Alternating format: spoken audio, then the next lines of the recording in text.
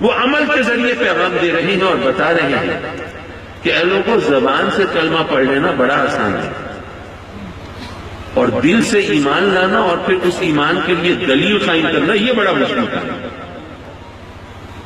اگر تم نے واقعی دل سے ایمان لانے کا دعویٰ کیا ہے تو تمہیں پتا ہوگا کہ یہ دنیا تو عارضی ہے، اس میں جو راحت ہے، آرام ہے، سکون ہے، وہ بھی عارضی ہے، جو تکلیف ہے، جو اذیت ہے، جو مشکل ہے، وہ بھی عارضی ہے۔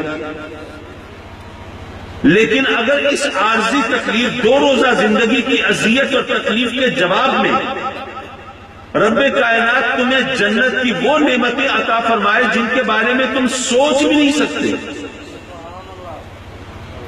یہ بات شاید آپ نے اس انداز سے نہ سوچی ہو کہ جنت کی نعمتیں ہمارے تصور و گمان سے بالاتر ہوتی ہیں۔ قرآن میں اگر لکھا ہے کہ جنت میں شہد کی اور دودھ کی نہریں ہوں گی، ظاہر قرآن میں لکھا ہے، ہمیں ماننا تو ہے، اس میں اگر مگر تو نہیں کر سکتے۔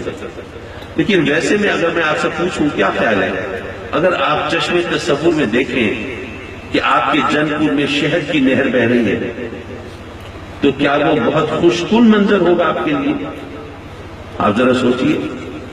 میں سوچتا ہوں تو مجھے تو بڑا عجیب لگتا ہے، مکھیاں بھنبھنا رہی ہوں گی، کیڑے مکوڑے پہنچے ہوئے ہوں گے، گرد و غبار کی وہ شہد کی نہر پر تہ جمی ہوئی ہوگی، وہ اس شہد کی نہر سے شہد چکنے کو جی نہیں چاہے گا۔ دودھ کی نہر اگر ماشاءاللہ آپ کے علاقے میں بہ رہی ہو تو آپ سوچئے کہ اس نہر کی کیفیت کیا ہوگی، مٹی کے رنگ سے وہ دودھ کا رنگ بھی بدلا ہوا ہوگا، اس کے اندر بھی وہ کاٹ کباڑ، وہ گند، وہ غلاظت پڑی ہوئی ہوگی کہ جناب وہ اس سے چلو بھر پینے کو جی نہیں چاہے گا۔ لیکن ظاہر ہے جنت کے اندر تو یہ گندگی نہیں ہوگی، یہ غلاظتیں نہیں ہوں گی، یہ چیزیں نہیں ہوں گی۔ لیکن میں یہ کہہ رہا تھا کہ دودھ اور شہد کی نہر کیا حقیقت نہر ہوگی، اللہ بہتر جانتا ہے، تو اس نے کہا ہے تو ہوگی، لیکن اس کا ایک مطلب یہ بھی تو لیا جا سکتا ہے کہ اللہ فرما رہا ہے کہ میری جنت میں وہ نعمتیں ہوں گی جن کے بارے میں تم سوچ بھی نہیں سکتے، ان کی وہ فراوانی ہوگی، وہ کثرت ہوگی۔ بھائی تم یہاں پر ڈیری فارم بھی بنا لو لیکن دودھ کی نہر تو نہیں نکال سکتے۔ تم ماشاءاللہ سوات کا شہد اکٹھا کرنے کے لیے مکھیوں کے، شہد کی مکھیوں کے چھتے پالنا شروع کر دو، لیکن شہد کی نہر تو نہیں نکال سکتے۔ تو یہ نعمتیں اتنی فراوانی میں ہوں گی، اتنی کثرت سے ہوں گی کہ تم سوچ بھی نہیں سکتے۔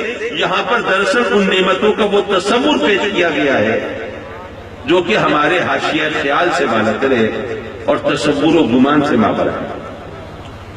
تو یارو یہ دو روزہ زندگی جو عارضی ہے، اس کی تکلیف بھی عارضی ہے، پریشانی بھی عارضی ہے، راحت بھی عارضی ہے، آرام بھی عارضی ہے۔ اگر اس دو روزہ زندگی کی تکلیف کے بدلے میں تمہیں جنت کی وہ نعمتیں مل جائیں جو تمہارے تصور سے بالاتر اور وہ 99 سال کی لیز پر نہ مل رہی بلکہ ہمیشہ کے لیے، کبھی ختم نہ ہونے والی، تو کیا خیال ہے کہ یہ سستا سودا نہیں ہے؟ تو صحابہ کرام ہمیں بتا رہے ہیں کہ اگر تم نے دل سے کلمہ پڑھا ہو تو تمہیں پتا ہوگا کہ اس دنیا کی تکلیف پر شور مچانا یہ کوئی معقول بات نہیں ہے۔ اس تکلیف کے بدلے میں جو راحت ملے گی اس کا تو کوئی مقابلہ ہی نہیں ہے، اس کا اس سے کوئی تقابل نہیں، کوئی موازنہ نہیں، کوئی کمپیریزن نہیں۔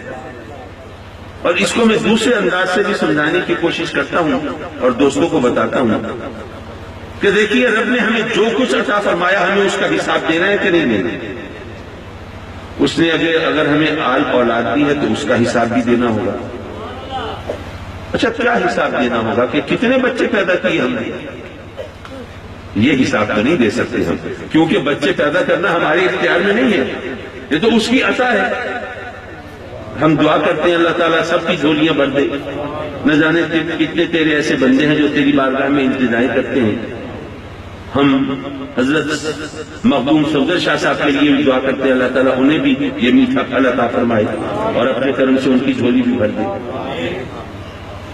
تو یہ حساب نہیں دینا بچے کتنے پیدا کیے، حساب یہ دینا ہے کہ اللہ نے ہمیں بچے دیے تھے تو ان کی تربیت کیسے کی، کیا ان کو حلال پہ پالا یا حرام کھلاتے رہے، ان کو اچھا پکا سچا مسلمان بنایا. اچھا آپ نے سنا ہوگا آقا کریم کی حدیث مبارکہ ہے، سرکار فرماتے ہیں کہ علم حاصل کرنا ہر مسلمان مرد اور عورت پر فرض ہے. تو آپ نے کبھی یہ بھی سوچا کہ کون سا علم حاصل کرنا فرض ہے؟ کیا کمپیوٹر سائنسز کی کوئی ڈگری لینا فرض ہے؟ یا ماشاءاللہ میڈیکل کالج کے اندر داخلہ لے کے وہاں سے MBBS کرنا فرض ہے؟ یا کوئی انجینئرنگ کا کوئی کورس کرنا فرض ہے؟ آج کل تو ماشاءاللہ نئی نئی ڈگریاں آ گئی ہیں. ہم جب اسکول کالج میں پڑھا کرتے تھے تو اس وقت تو سیدھی سادھی بھی FA کیا ہے، FSC کیا ہے، BA BSc MA MSc، یا جناب MBBS کیا ہے، یا ڈینٹل سرجری کی ہے، یا جناب زیادہ سے زیادہ MBA یا چارٹرڈ اکاؤنٹنسی. یہ چند ایک ڈگریاں ہوتی تھی. آج کل تو ماشاءاللہ بچوں سے پوچھے کیا کر رہے ہو، وہ ڈگری کا نام لیتے ہیں تو ہمیں پوچھنا پڑتا ہے اس ڈگری یہ کیا ڈگری ہے بھائی، ذرا بتاؤ تو صحیح کیا مطلب ہے اس کا. معاف کیجئے، جب اللہ کے محبوب نے فرمایا علم حاصل کرنا فرض ہے تو کون سا علم حاصل کرنا فرض ہے؟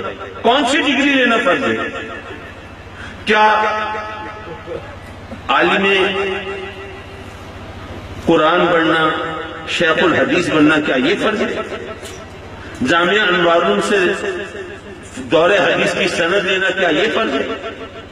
مولانا محمد شفیع صاحب علیہ رحمہ کے مدرسے سے کوئی سند حاصل کرنا، کیا یہ فرض ہے؟ نہیں. وہ علم حاصل کرنا ہم پر فرض ہے جس علم کو حاصل کیے بغیر ہم مسلمان کی حیثیت سے زندگی نہیں گزار سکتے.